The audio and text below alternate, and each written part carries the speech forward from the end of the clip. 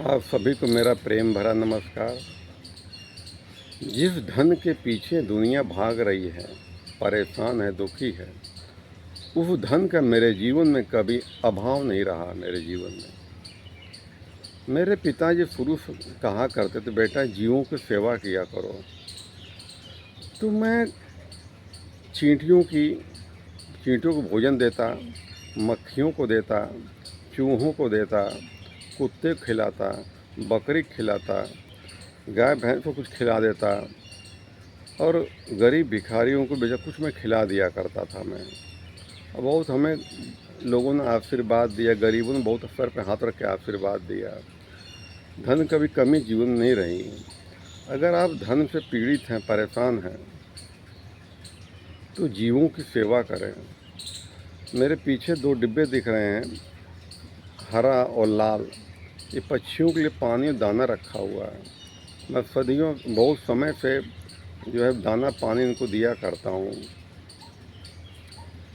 तो जीवन का मैं पर जो आत्मा उनसे भी कहता हूँ, जीवों की सेवा करो। ये परमात्मा की सबसे बड़ी सेवा है। ये परमात्मा की बनाई गई मूर्तियाँ ये हैं। परमात्मा बहुत खुश होता है इससे। जो हम मूर्ति पूजा कर, ये तो इंसान की बनाई हुई है। मैं मूर्ति पूजा के विरोधी नहीं हूँ, मैं करना चाहिए, लेकिन मेन चीज़ है इन जीवों अगर सेवा करेंगे तो उसका रिजल्ट बेहतर मिलेगा उसको। आप किसी का पेट भरोगे तो उसके दुआएं देगा। भले जीव जानवर बोल ना पाता हो, लेकिन उसकी अंतरात्मा से दुआ मिलेगी। और हर प्राणी के भीतर वो परमात्मा विराजमान है। चाहे इंसान हो, चाहे पशु पक्षी, कीड़े मकोड़े हों, परमात्मा हर जगह विराजमान है वो।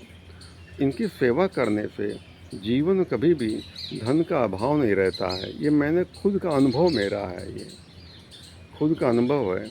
इसलिए अगर धन से पीड़ित हैं, कोई काम रुक रहा है, तो इन जीवों की सेवा करो।